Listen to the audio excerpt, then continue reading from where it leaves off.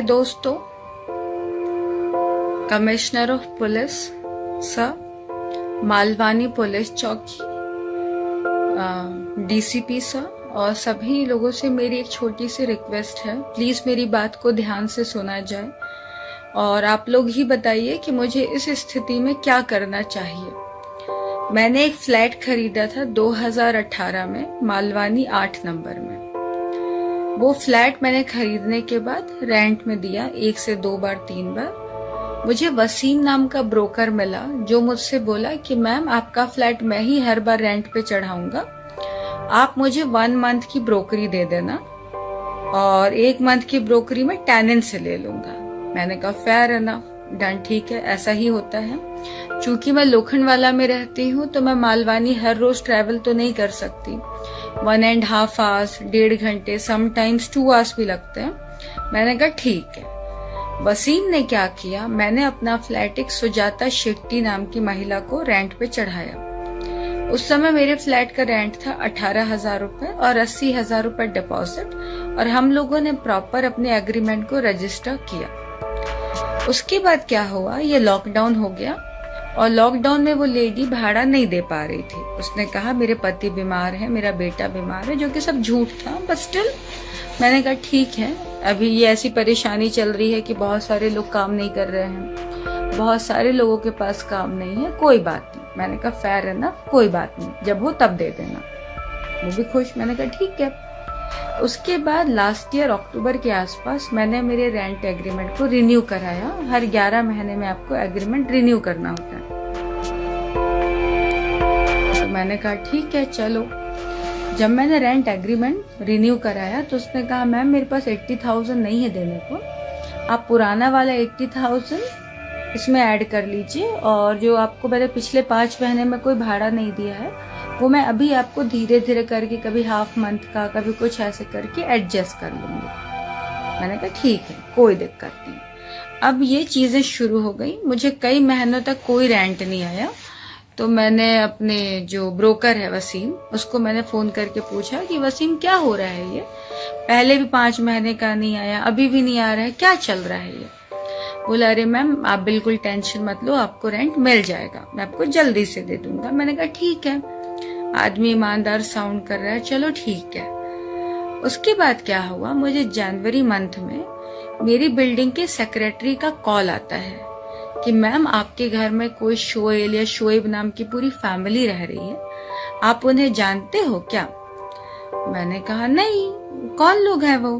बोले ये लोग कह रहे हैं इन्होंने मेरी कोई सिस्टर है सुजाता शेट्टी, उसके साथ में एग्रीमेंट किया है और उसको 17 लाख रुपए दिया और हैवी डिपॉजिट में फ्लैट उठा लिया।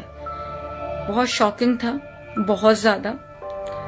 मैंने इमीडिएटली बिल्डिंग में बोला कि मैं आ रही हूँ और उतनी देर में मैंने सबसे पहले वसीम ब्रोकर को मैसेज किया कि वसीम ये क्या तमाशा लगा रखा है तुमने, ये क्या हो रहा है।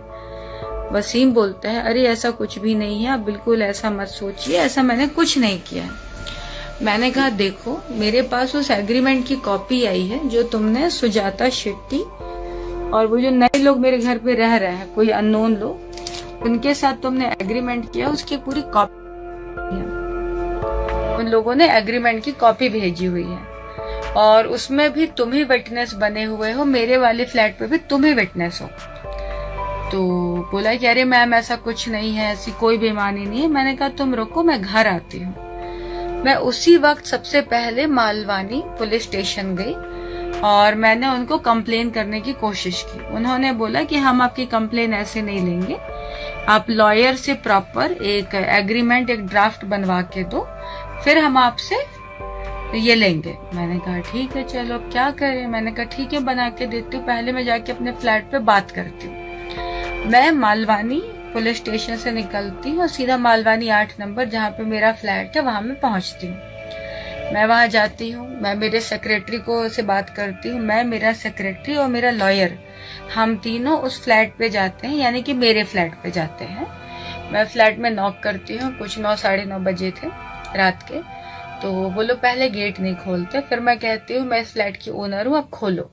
बड़ी मुश्किल से उन्होंने डोर ओपन किया। मैं अंदर गई, तो सबसे पहले उन्होंने मुझे पहचानने से मना कर दिया। बोले आप कौन हैं? मैंने कहा भाई इस फ्लैट की ओनर हूँ मैं और ये फ्लैट मेरा है। बोले हम आपको जानते ही नहीं है, ये फ्लैट तो सुजाता शेट्टी का है। मैंने कहा सुजाता शेट्टी का कैसे हुआ फ्लैट? बोले सुजाता शेट्टी को हमने 17 लाख रुपए दिए हैं हैवी डिपॉजिट। उसके बाद मैंने उन्हें पूरे फ्लैट के पेपर में नीचे गाड़ी में रख के गई थी, मैं ऊपर नहीं लेके गई थी। मेरे हाथ में मेंटेनेंस बिल था और कुछ और पेपर थे और मेरे पास मेरा आधार कार्ड था जो मैं हमेशा पर्स में कैरी करती हूँ। और नीचे जब आप फ्लैट खरीदते हैं और जैसे आपको शेयर सर्टिफिकेट मिलती है लोन क्लियर होने के बाद, नीचे नेम प्लेट पे आपका नाम चढ़ जाता है। तो मैंने कहा जो नीचे नाम नेम प्लेट पे लिखा हुआ है उसी नेम प्लेट पे ये मेरे पास ये डॉक्यूमेंट है। तो इन्होंने मुझसे कहा तेरे में दम है तो तू ये फ्लैट हमसे खाली करके दिखा दे, पहली बात। और दूसरी बात हम तुझे जानते ही नहीं है। और तीसरी बात कि तुझे ऐसा मारेंगे, मार के गाड़ देंगे तेरा बाप।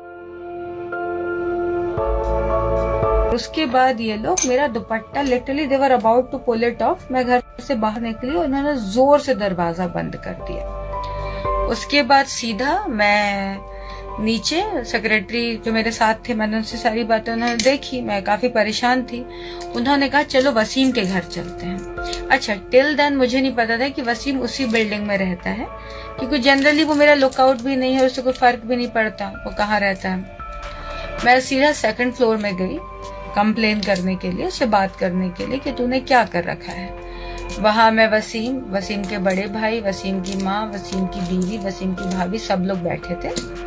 मैं गई तो शुरू में की मम्मी रोने लग गई कि अरे बेटा बहुत बड़ी गलती हो गई, हम बहुत परेशान थे, वसीम जुआ खेलता है, वसीम जुए में हार गया।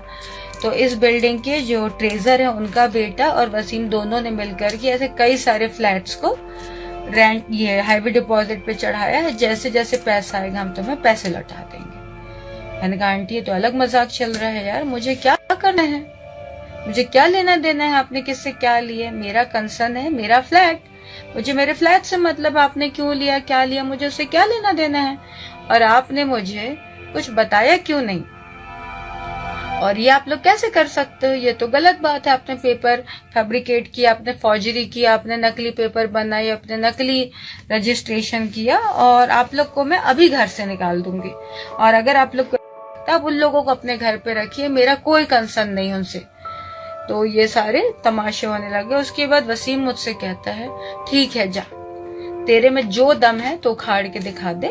और तुझे पता नहीं हम लोग कौन है, हम लोग दाऊद के रिश्तेदार हैं और ये मालवानी एरिया ना हम लोगों का एरिया है, तो लोगों के लिए नहीं है। और तुझ में जो दम है तो कर, मैं तेरे को ऐसे नोच के फेंक दूंगा ना कि तुझे कोई पहचानेगा भी नहीं।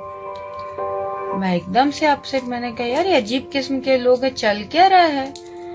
मैं वहां से बाहर निकली। बाहर निकल कर मैं फिर मालवानी पुलिस स्टेशन गई, उन्होंने कंप्लेन नहीं ली।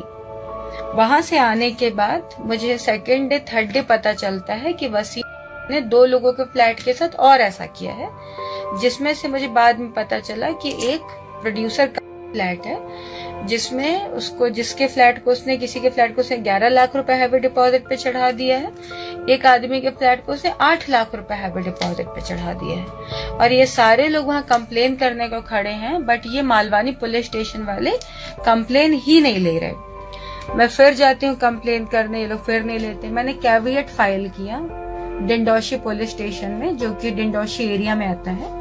बट कैविएट की प्रॉब्लम क्या है कि सिर्फ 3 मंथ्स तक वैलिड होता है।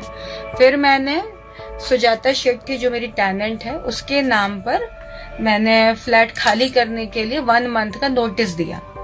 तो मैंने उसे घर पे अपने वाले फ्लैट पे भेजा। उसने जो एड्रेस आधार कार्ड पे दिया उस पे दिया और सब जगह पे। तो मुझे पता चला कि जो उसने आधार कार्ड पे एड्रेस डाला है वो अंडर कंस्ट्रक्टेड बिल्डिंग का है। तो मिली ही नहीं मुझे, वो भाग गई थी तब तक। उसके बाद आपको पता है कि ये 2 मामलों में, पोर्नोग्राफी मामले में और गैंगरेप के केस पे मैं जेल चली गई। मैं जेल में थी ऑलमोस्ट 5 मंथ्स। उसके बीच में मेरा लॉयर कई बार गया कंप्लेन करने, पूरे दिन भी वो मालवानी स्टेशन में बैठा हुआ था, कंप्लेन नहीं लिया। जिन 2 लोगों का फ्लैट उसने ऐसे ही किया है, वो 2 लोग भी पिछले 6 महीने से स्ट्रगल कर रहे हैं, वो कंप्लेन उनकी नहीं ले रहे हैं। मेरे पास, मैं चूंकि ओनर हूँ तो मेरे पास मेरे घर के सारे फ्लैट के पेपर हैं, मेंटेनेंस बिल मेरे नाम पर है, बैंक से जो मैंने लोन लिया था जो मैंने क्लियर कर दिया है वो मेरे पास पेपर है, सब कुछ है। इसके बावजूद मालवानी पुलिस स्टेशन वाले मेरी कंप्लेन नहीं ले रहे हैं और ना उन दोनों के ले रहे हैं जिन्होंने चढ़ाया, उनके पास भी सारे पेपर है। तो मैं आप लोगों से रिक्वेस्ट कर रही हूँ कि अगर ये हो सके तो ये सारा मैटर आप लोग प्लीज मालवानी पुलिस स्टेशन तक पहुंचाइए, जो हो सके। मैं आप लोगों से कोई एक्स्ट्रा, और कहते हैं ना, मैं आप लोगों से कोई गलत हेल्प नहीं मांग रही हूँ, मैं बस ये चाह रही हूँ कि मेरी रिक्वेस्ट आप लोग मालवानी पुलिस स्टेशन तक पहुंचाएं। मुझे प्लीज एक कंप्लेन करनी है, मेरी कंप्लेन करने में हेल्प करिए। देखिए, एक तो मैं अरेस्ट हो गई थी तो मेरे सारे अकाउंट फ्रीज हो गए हैं, मेरे मोबाइल लेके चले गए हैं, मेरा लैपटॉप लेके चले गए हैं। उसके बाद मैं काफी दिनों तक हॉस्पिटल में एडमिट थी, उसके लिए भी मैंने पैसे किसी से उधारी लेकर पे किए। मैं आप लोगों से कोई फाइनेंशियल हेल्प नहीं मांग रही, मैं आप लोगों से कोई हेल्प नहीं मांग रही। मैं बस ये चाह रही हूँ कि जितनी हो सके प्लीज मालवानी पुलिस स्टेशन में मेरी हेल्प कर दीजिए। मुझे पुलिस कंप्लेन करवानी है और मुझे मेरा घर वापस दिला दीजिए। मुझे इसके अलावा कोई उम्मीद नहीं है, मैं आप लोगों से कुछ भी नहीं मांग रही हूँ।